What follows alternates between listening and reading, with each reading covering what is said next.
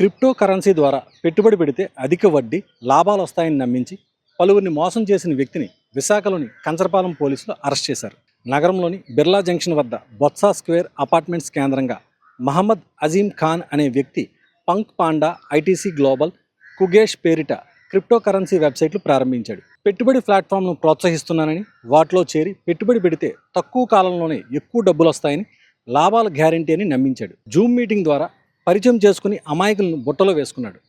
ఆ మాటలకు ఆకర్షితుడై ఎన్ఐడి కోడలి ప్రాంతానికి చెందిన రత్నరాజు 2021 నుంచి 2025 వరకు 36 లక్షలు పెట్టుబడి పెట్టారు. తెలుగు రాష్ట్రాల్లో ఆయన మిత్రులు, సహచరులను నిందితుడికి పరిచయం చేసి వారు పెట్టేలా ఒప్పించారు. నిందితుడు ఇలా సుమారు 50 మంది నుంచి 10 కోట్ల రూపాయల వరకు వసూలు చేశాడు. కొంతకాలంగా పెట్టుబడిదారులతో మాట్లాడడం మానేసి సంబంధిత వెబ్సైట్లు, అప్లికేషన్లు మూసేశాడు. పెట్టుబడి మొత్తాన్ని తిరిగి ఇవ్వాలని రత్నరాజు డిమాండ్ చేయడంతో తనకు సీనియర్ పోలీస్ అధికారులు, ప్రభుత్వంలో ఉన్నత స్థాయి వ్యక్తులతో సంబంధాలు ఉన్నాయంటూ అజీం ఖాన్ బెదిరించాడు. హనీ ట్రాప్ కేసులో ఇరికిస్తానని, అలా చేయకుండా ఉండాలి అంటే 20 లక్షలు ఇవ్వాలని డిమాండ్ చేశాడు. బాధితుడు భయపడి 10 లక్షలు ఇచ్చారు. అజీం ఖాన్ ఆ తర్వాత కూడా ఇదే పందా అనుసరిస్తుండడంతో కంచరపాలెం పోలీసులకు ఆధారాలతో రత్నరాజు ఫిర్యాదు చేశారు. సీఐ కె రవికుమార్ నిందితుడిని అదుపులోకి తీసుకుని కేసు నమోదు చేసి దర్యాప్తు చేస్తున్నారు.